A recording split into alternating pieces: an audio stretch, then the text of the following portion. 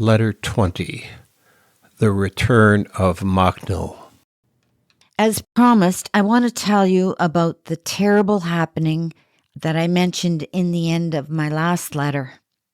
Yes, a terrible and dreadful experience it was. The White Army had advanced far into the northern part of the country, leaving the south unprotected. Machno and his band had joined the Red Army previously, and together with them had been driven back. But a man like Machno could not, for long, take orders from his Red superiors and was looking for a chance to separate from the Red forces and be on his own again. This chance came when his scouts detected a weak spot in the front line of the White Army. Machno concentrated all his might at this spot and broke through the lines like the spring waters of a mighty river break through a dam, leaving death and destruction in its wake. The first fury hit the Mennonite villages of Sagradovka, which lay far north of the Machno colonies. Several villages there were razed to the ground, killing the people and burning the buildings. Others were partly saved depending on the mood of the killers.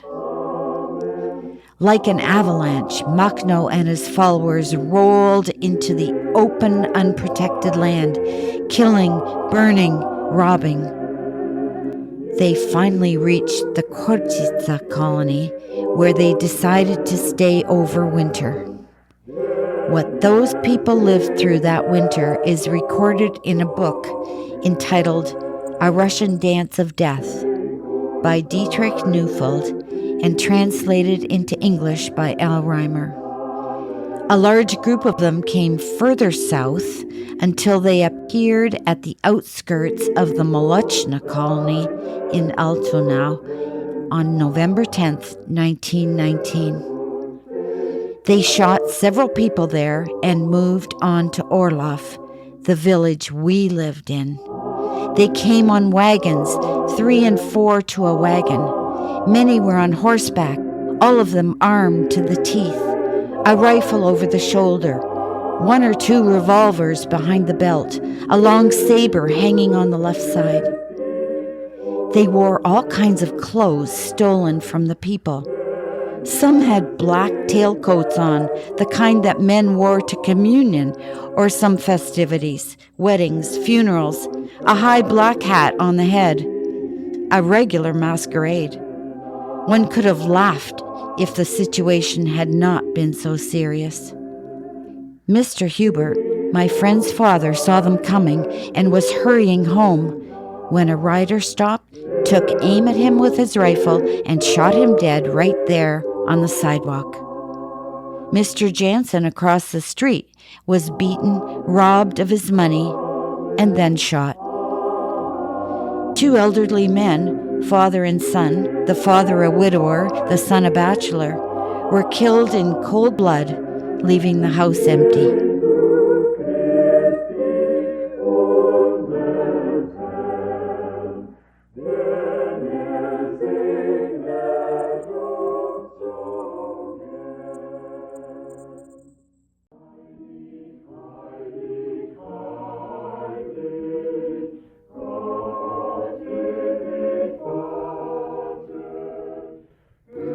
Letter 21. Witnessing the Horror. Very reluctantly, I shall continue the sad story. I watched from a hidden place how this band of robbers and killers moved along the village street with great noise, shouting, hollering, swearing at the bourgeois, promising revenge. They moved on toward the next village, Blumenort, only a mile away, where they said they had to square up with the villagers who had done them some wrong. In reality, none of the villagers was involved in what had happened in Blumenort about a week ago, when a man belonging to the Machno people staying overnight in the village was killed by a detachment of the militia who knew of his presence there. They stayed in Blumenort a long time. We could hear the shooting, the shrieks, the screams of the tortured people. After some time, we saw smoke, thick, black smoke rising in many places of the village. Night came, and finally everything became very still. They must have left, we thought, but nobody dared to go there. Not until next morning, when Reverend B.B. Jantz, who later became one of the leaders in the immigration process, was seen walking towards the ill-fated village, Bible in hand. When warned by some not to go there, he said, "Brethren, we have to go and see what happened there and help with whatever we can." He was back in a few hours, and the tidings he brought with him were even more gruesome than anticipated. Over 20 people dead, some shot, some cut up with sabers. A group of men had been driven into an underground cellar, used as a storage place for the village store, machine gunned, and a few hand grenades thrown in for good measure. Many had fled into the surrounding orchards and forests. To many of the houses and barns, fire had been set, and they went up in flames, often with the owner shot inside, sometimes with their family members. Livestock in the barns were bellowing for food. Cows needed to be milked, and their calves milk-fed. A happy and prosperous community just the day before, and now everything in ruins. And why? Why were the questions of many of us as we tried to find answers for them? Where did we go wrong to evoke such hate?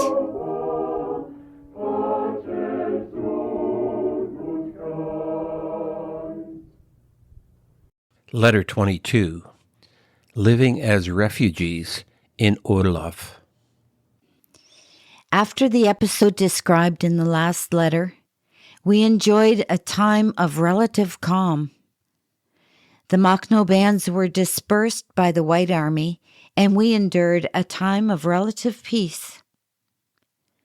It was during this time that we moved from Tiga to Ohrloff, a distance of approximately a half-mile. This, in the overcrowded villages, was possible only because one farmyard was freed. The inhabitants, father and son, were killed by the Machno bands, and the place was now taken over by a relative, and we in turn were fortunate in getting the place this relative moved out from. We got a house, although small, all for ourselves, and we also got the use of stable and barn. We were all very happy to be able to make this move, as it gave us enough room for all our possessions. Now we had to get acquainted with the villagers and adapt their lifestyle, which was really not too difficult. Our 5-year sojourn in Ohrloff could be counted among the happiest in my life. The social life in a village like Ohrloff, the common interest of people, its advanced schools, churches, library, and other institutions cannot be overstated. After the more or less lonely years on my parents' estate, where all we had to associate with were our Russian neighbors and laborers, most of whom could neither read or write, and although likable people, had no formal education, this seemed like an entirely different world altogether. Sure, it was not all roses and pleasure. About 2 years later, the country entered into a phase of the most terrible famine. Due to the communist government, which came into complete control at the beginning of 1921, and which, in order to keep its people in submission, introduced the most rigid laws and regulations concerning food supplies, this great famine came into being. To be continued next time around. Much love from P Driedger. Letter 23. The famine. It was about the great famine that I closed the last letter. It was spread all over the great country of Russia. The long years of war, followed by the Civil War, had used up most of the supplies and had broken the will of the people to produce. Because of the uncertain future, the mismanagement of the new government, and partly also because of the government's idea that a hungry people were easier to govern and their thoughts diverted from the great political and economical changes that were taking place. All this and other reasons had brought the famine along. The Machno colonies were in many respects faring better than the great bulk of the Russian population. The reasons? Some could still draw on hidden supplies. Most all used what was left to them more wisely, by rationing themselves and by their ability to stretch and make do with less. At Christmas time of 1921, our father said, "From now on, we will start rationing our bread, potatoes, roots, and whatever supplies we have, just so much per day." This was hard. We never had near enough. We were always hungry. Our thoughts turned around eatables. At night, we dreamed about svibak and other delicacies that we had had in such abundance not so long ago. The rations became smaller, and towards spring, our supplies were nearly gone. We would rummage the fields in search of certain weeds that Mother would cook and prepare a soup. We would fill our stomach with soup, but would still be hungry as before. Father went to the market in the city, 20 miles away, and exchanged his black Sunday suit, tailcoat, for a pail full of cornmeal and some potatoes. We peeled the potatoes and planted the peelings in the garden and ate the inside. The cornmeal was made into bread and tasted great. I never cared for cornbread before. Many beggars, often children, came to our door begging for a small piece of bread, only a mouthful. Mother could never refuse them, even if she shared the last piece with them. At my friend's place, they had butchered a horse that was of no more use. In the evening, he brought me a meatball, horse meat. It tasted just great, but you have to be real hungry. Much love from P Driedger. Letter 24. The Great Famine continued. Yes, the great famine. It changes people, not only outwardly, but also inwardly. There were those who had nothing, their bodies emaciated, their clothes in tatters, dragging their feet from place to place, begging for something to eat. It was heartbreaking, especially the children. They would move until totally exhausted, lie down and die. In the Russian villages, it was a common sight, we were told. The colonies were spared the worst, although children with unduly expanded bellies were not uncommon. Then there were those who, despite all the restrictions of food supplies on the part of the government, had still managed somehow to secure some supplies and by clever rationing could hold out.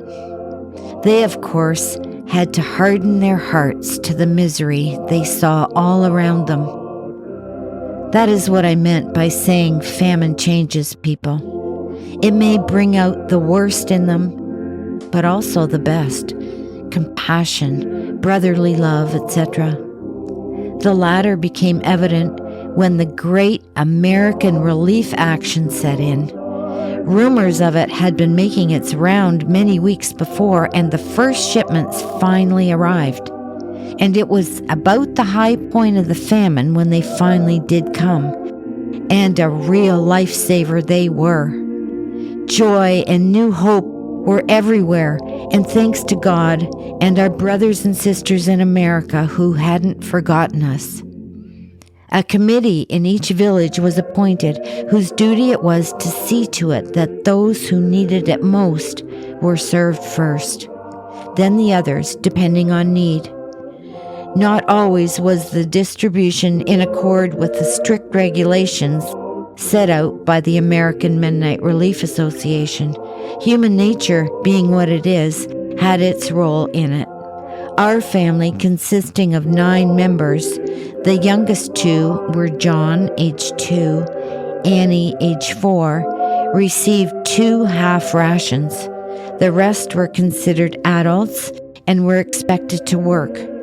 But there was no work to be had, and we were newcomers in the village. Much love from P Driedger.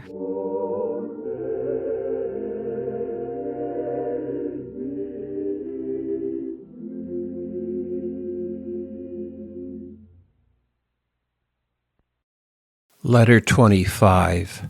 Struggling Throughout, 1922. With the coming of spring and the American relief still coming, the worst eased off a little. New hope was filling the hungry people's hearts.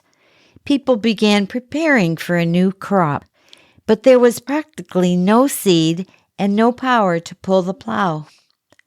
We had 1 horse left by the Red Army after they took our good horses with them one by one.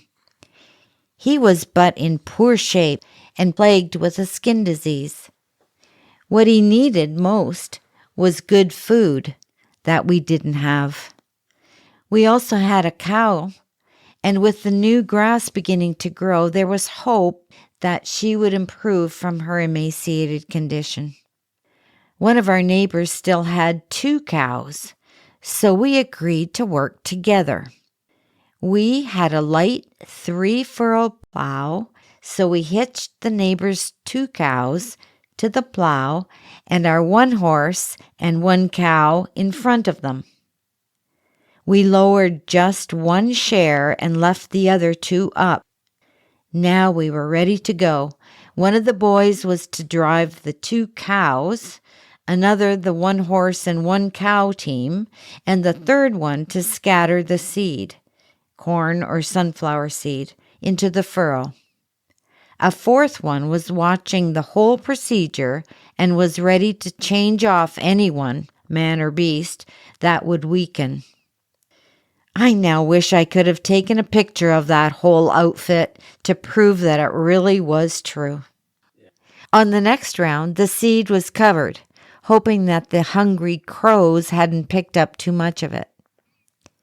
On the 3rd round, a strip of land was left unplowed, and a 2nd row of seeding was started, hoping to just hoe the weeds sometime later on the unplowed strip.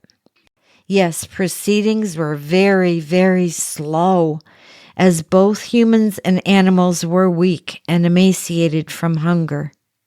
That spring, we were able to put in a little crop, but by far most of the good and fertile land had to be left unattended for lack of the necessary things. The list could be long. From P Driedger. Letter 26. Showing Resourcefulness. The year 1922 was a rather harsh one. In the spring, only a small part of the land was put into crops for lack of seed and pulling power. And so, of course, the harvest was only small too. There were shortages on every count. As the country was in ruins, there was practically no manufacturing. Clothing and material to make clothes out of was not available. Shoes or boots were not available anywhere either, so people had to help themselves. Our neighbor, who was handy with tools, started to make wooden sandals and selling them to needy people. In time, this grew into a little shop with several craftsmen working there. Their sandals became of better quality, some real fancy ones, and they had no trouble selling them. The demand was great. There were still a few spinning wheels around. They served as models to make new ones. Our father made several. The women and young girls had again to learn to operate them. Sheep raising came into being again, their wool a much wanted article. Sweaters, jackets, socks, underwear were knitted from this wool. A long-forgotten trade was again revived.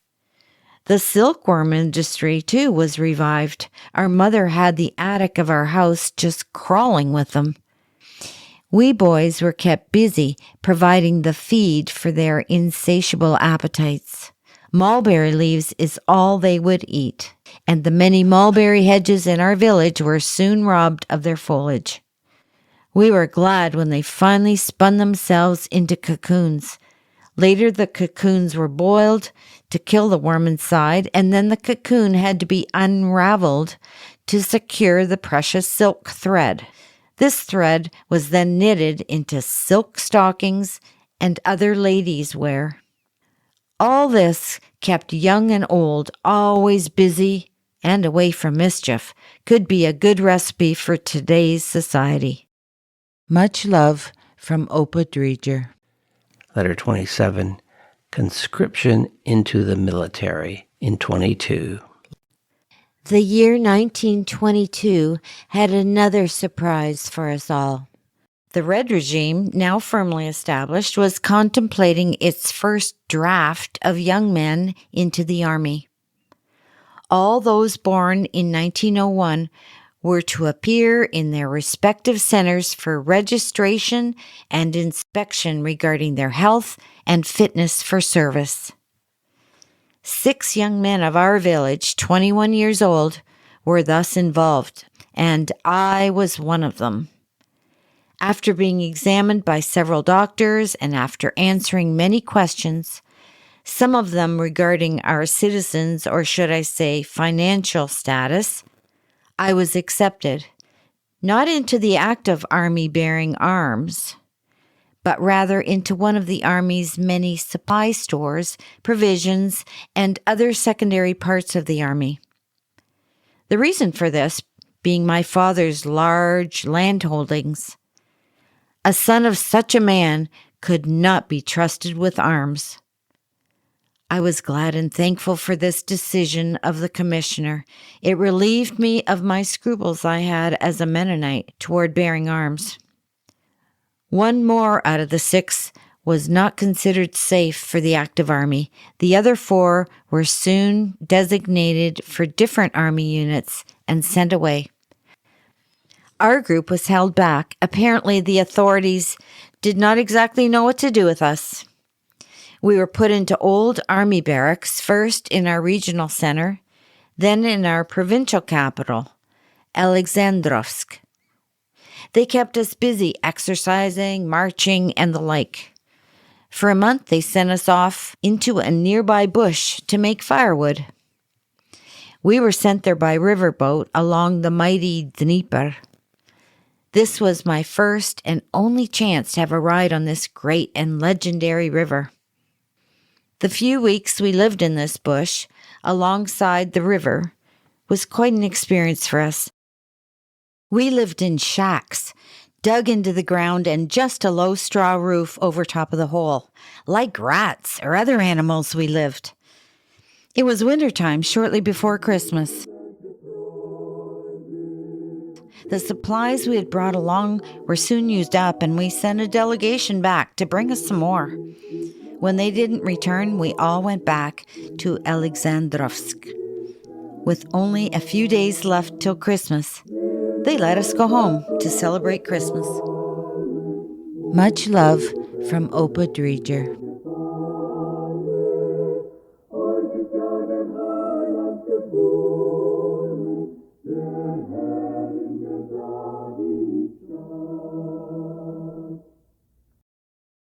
Letter 28, riding the army trains. After our short furlough, a few days before Christmas, we had to go back to Alexandrovsk. Here we received the necessary papers and were sent to our destination by train. The army unit to which we were assigned had its headquarters in the city of Nikolachev, a Black Sea port. It took almost a week to get there, and we had all kinds of experiences on the way. When we started out, it was night, and the train we rode on, a cattle train, was loaded with people hunting for food. The famine was not yet over, and these people were called the baggers. They went from place to place with their bags, collecting food wherever and in whatever way it could be found, even stealing. There was no light in the car, and we sat in complete darkness. All of a sudden, I noticed our train rolled slower and slower and finally stopped. It must be a station, we thought, and opened the door a bit to look out. But no station was to be seen. We were in the middle of nowhere. We looked to the front. There was no locomotive. Then it dawned on us that part of the train had come loose and stopped, whereas the front part had continued on. After a long time, the conductor must have noticed this, and so he backed up and hooked up again with us. This only is to give you an illustration of how chaotic conditions were in post-war Russia. Well, we continued our journey after this interruption and finally arrived in our provincial capital, the city of Ekaterinoslav. Here we were told that we had to change trains and that the next train to Nikolachev would leave in 3 days. And the outlook for a happy and Merry Christmas was a rather dreary one. Nevertheless, there was nothing we could do about it. Much love from P Driedger.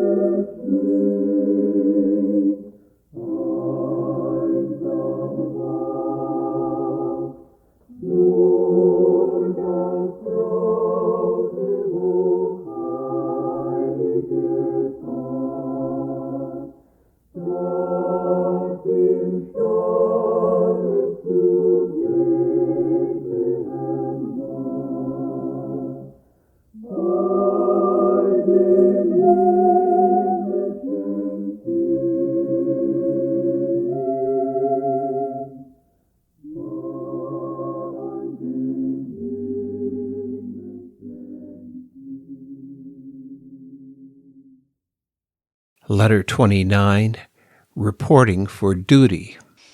Finally, after 3 long days and nights of waiting, our train arrived. We boarded it, and now we're on our way to our destination, the city of Nikolachev, so named after Tsar Nicholas I. There was no receiving party at the station, and so we picked up our few belongings and went searching for the staff office of the 15th Division. When we finally found it, we reported our arrival and asked for further directions. To our dismay, we found out that they had not expected us. And not only that, they even didn't know what to do with us, as we were Mennonites and could not be trusted with arms. So they put us up in an empty house to await further orders. We were there for about a week when, while out on the street, we met a group of Mennonite boys, quite accidentally, who were already installed on a horse breeding farm about 10 miles out of town and were now in town on an errand. Were we ever glad to see them? And could they not use more men on that place? Oh, yes, they could. The whole project was still in the stage of being set up, they said. So we asked for permission by our authorities to join the new outfit and were gladly given it, as they were glad to get rid of us. By the way, this horse breeding farm was a project of the army. Russia had lost so many horses during the war and its aftermath that there was a great need of them. So we went with these boys to this new place with great anticipation. As it turned out, the place was a big estate, belonging to a Russian aristocrat. The family had either to leave in a big hurry or maybe was killed when the communists took over. Anyway, now the place belonged to the people, as the saying went. It wasn't always clear as to who the people really were. A large expanse of buildings came into view as we drew closer. Here I was to stay for almost a year and a half. More of this in the next letter. Much love to you all. Love, Grandpa. Letter 30, The Horse Farm. There were large barns for the many horses and cattle, and dwellings for the many hired hands that were needed to run the big estate. Most of the buildings were of mud brick and then whitewashed inside and out.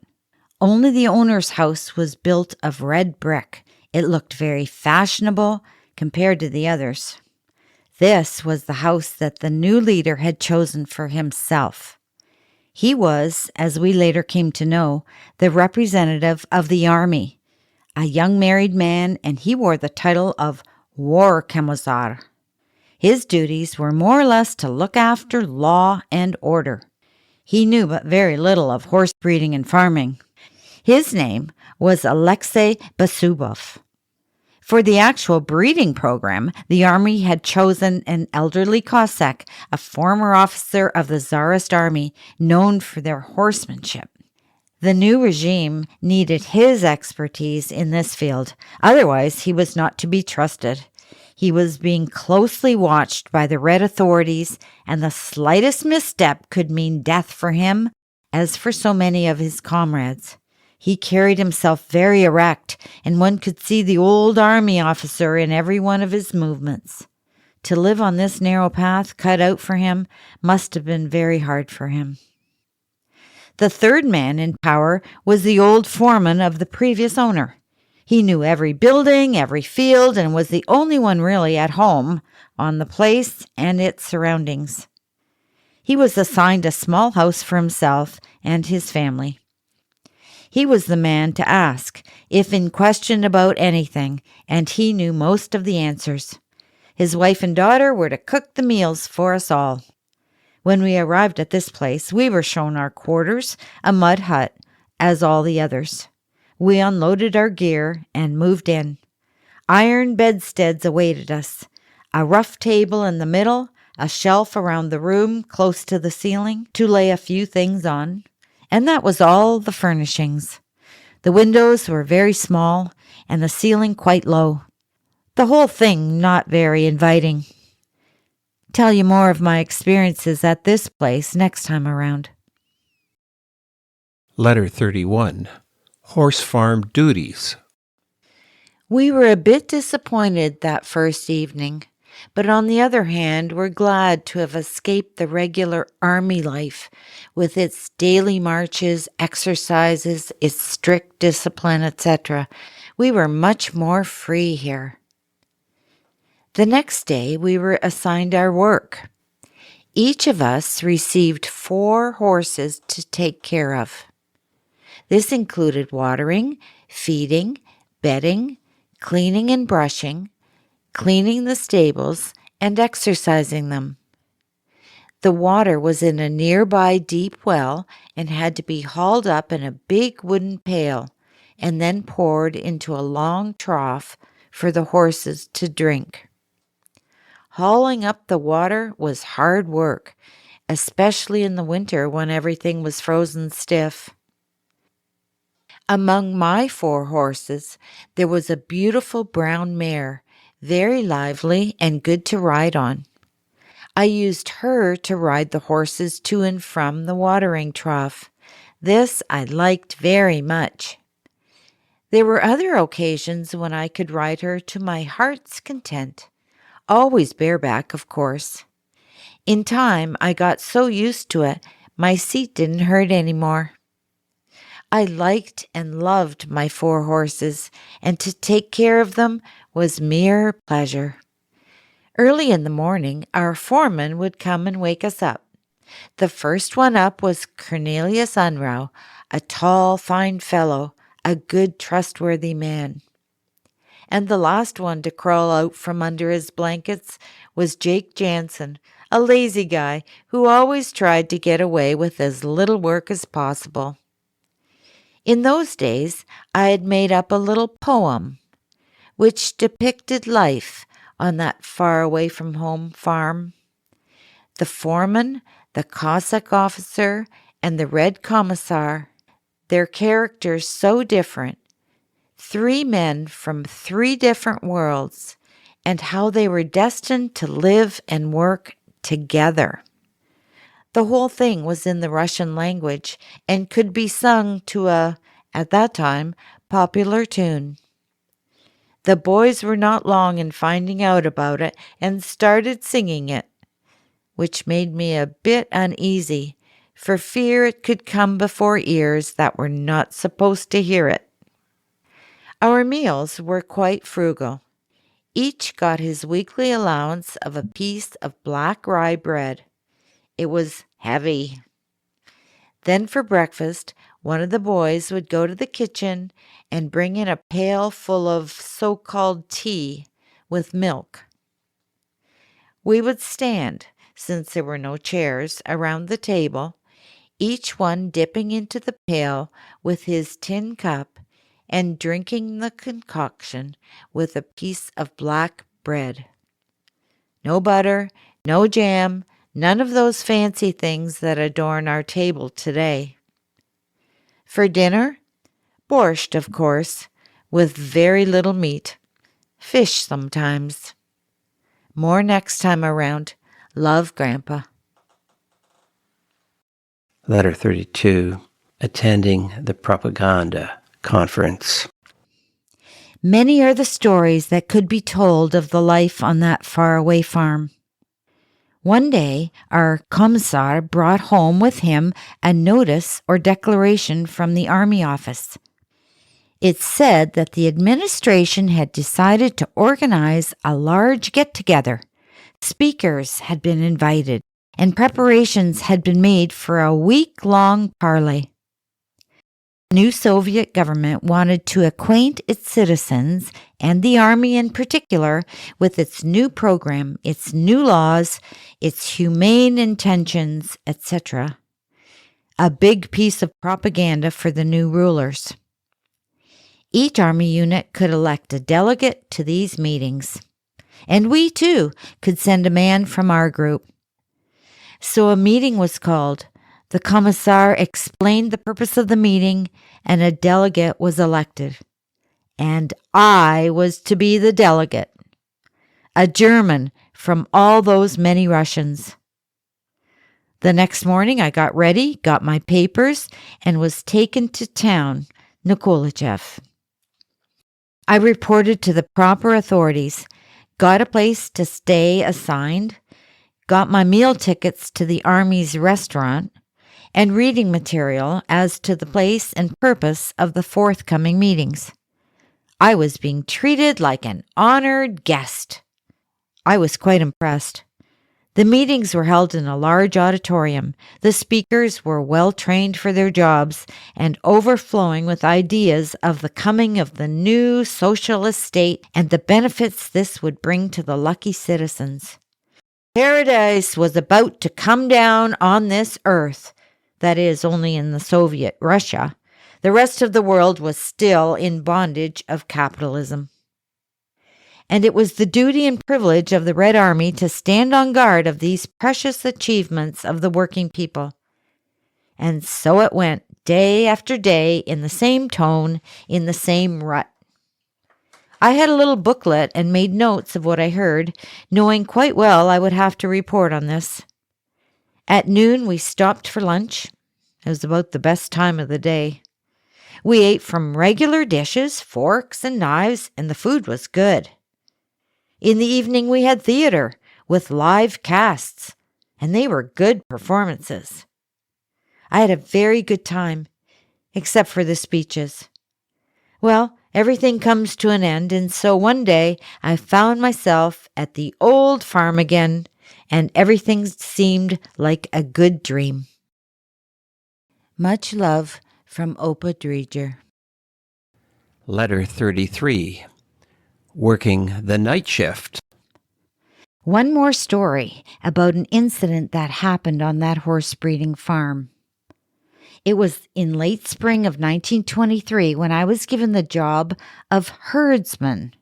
That is, all the horses had been put on pasture for the summer months, and as there were no fences of any kind, somebody had to watch them so they would not blunder into grain fields nearby. One man had to watch them in the daytime and the other at night. I chose nights. Flies didn't bother the horses, and what's more, those Ukrainian summer nights were very, very beautiful. Not a breath of air. Everything was so still.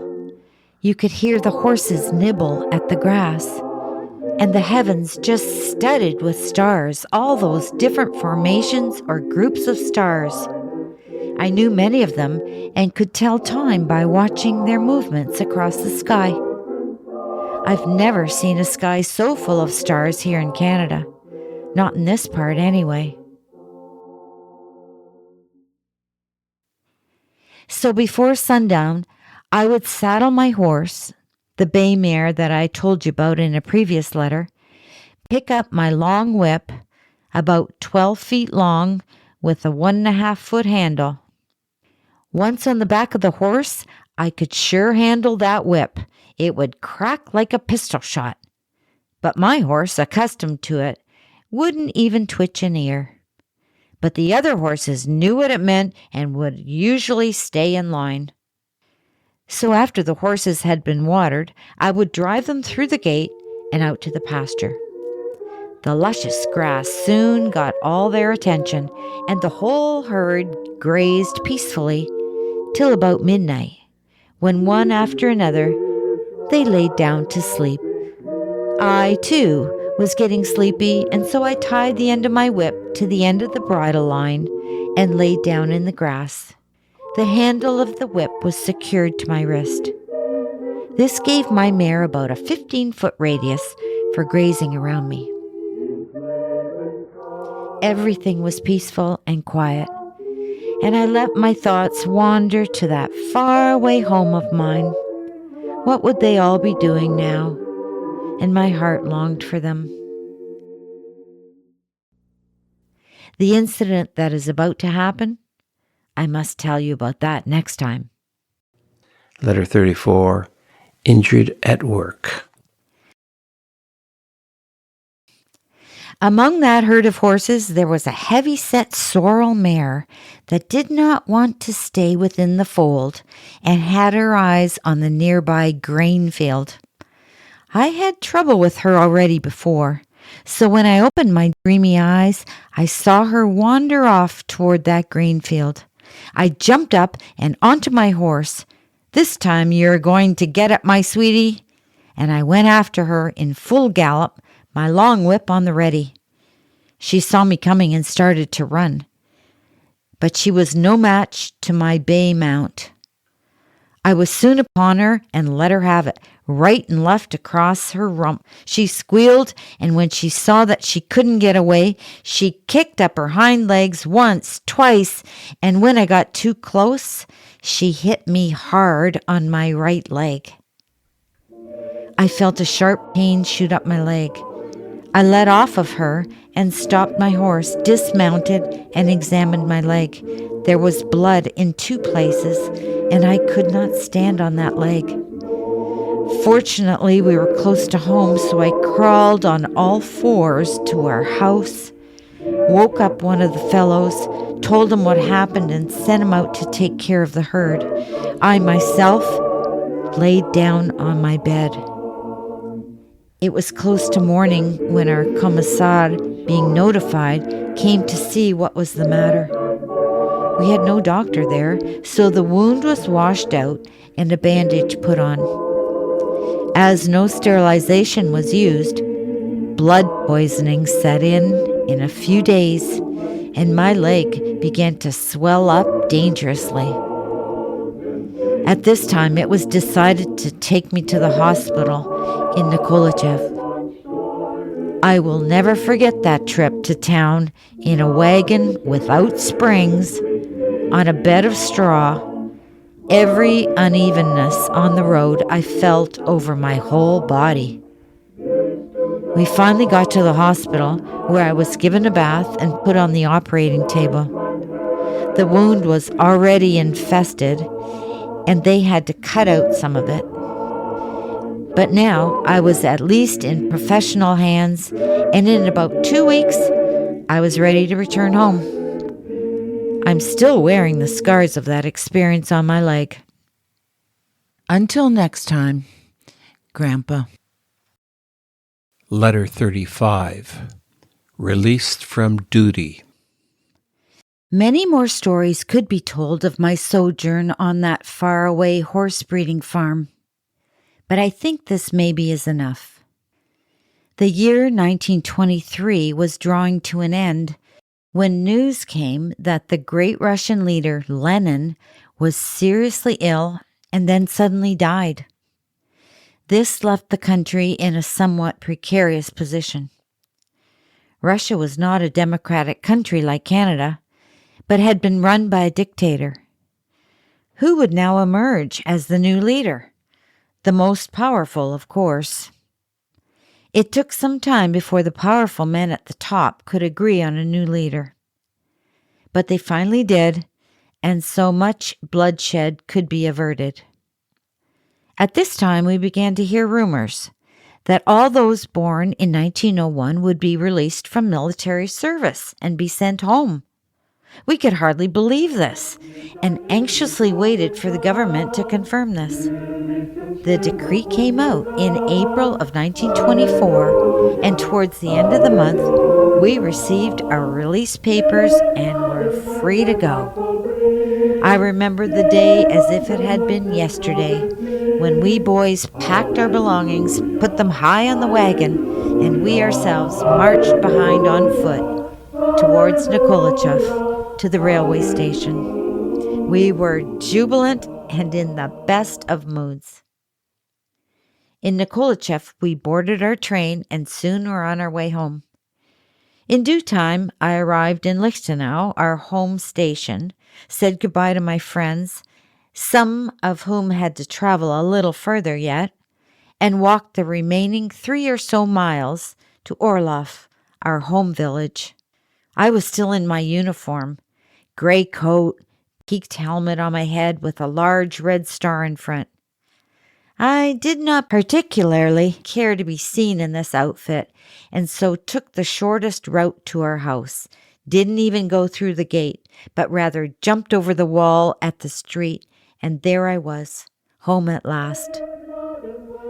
I'm not sure who I met first, but I think it was my mother.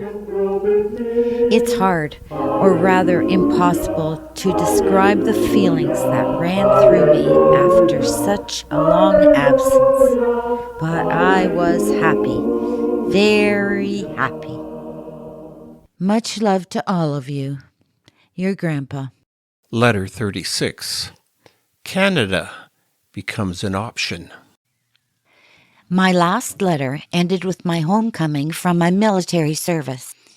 I was happy to be home, but I had to adjust to a completely different lifestyle again. Conditions at home were now better than what they had been when I left. Our landlady, a widow, had remarried and had moved with her husband into his house in Tiga, and had left us her spacious house to move into and live in it.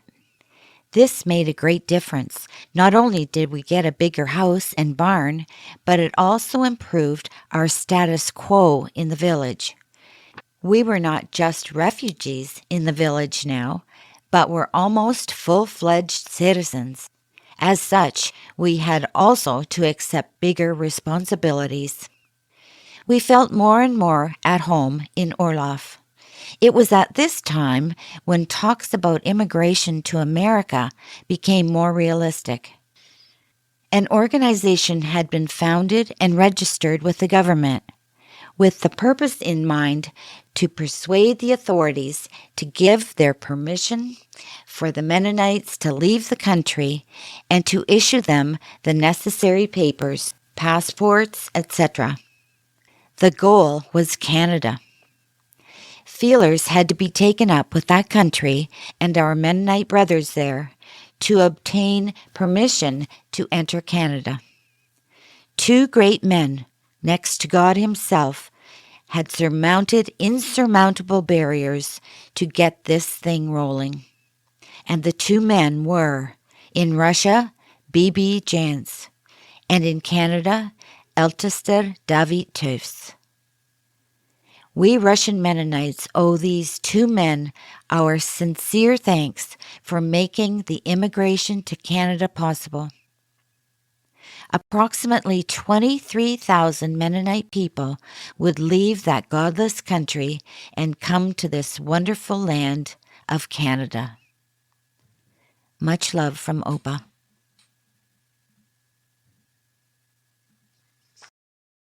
Letter 37. Preparing for the escape. With this letter, we arrive at the year of 1924. A very important and significant year for many of the Russian-born Mennonites, our last year in Russia. Immigration talk became more intensive, and what had seemed a long way off suddenly came close to reality. Our immigration committee worked feverishly. Long lists had to be set up. Immigrants to be had to be notified of their doctor appointments. They had to be organized into small groups, the size that would fit into a railway car. Our family, too, had to appear before a medical commission. All, with the exception of Uncle Abe and Aunt Mary, were found to be fit for Canada. Abe and Mary had to have their eyes treated for a disease called trachoma, which would take a few months. The first shipment was scheduled for June, and this was in May, so we had to wait until those eyes were healed. In a way, we were glad to stay a little longer, and so have a little more time to prepare for the long trip. It also gave us time to take our crop off, and in all, to get used to the thought of leaving our homeland and facing an uncertain future.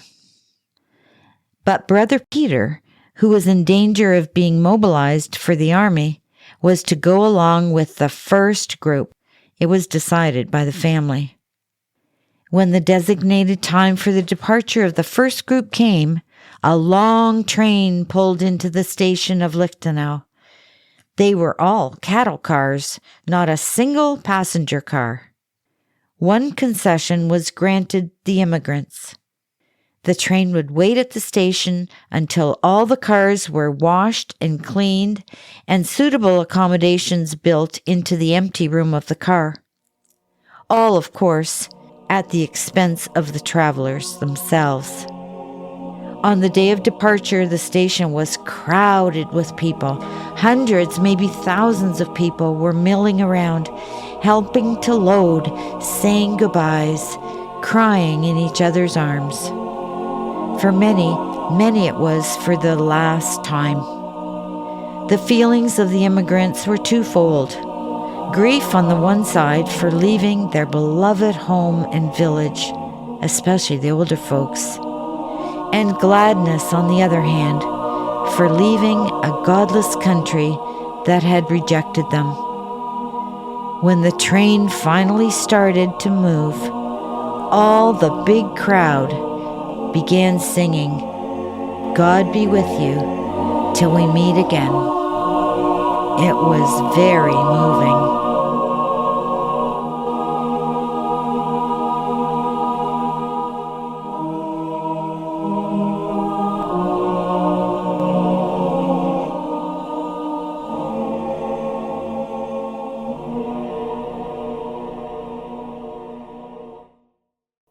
This concludes Part 2 of Letters to My Grandchildren.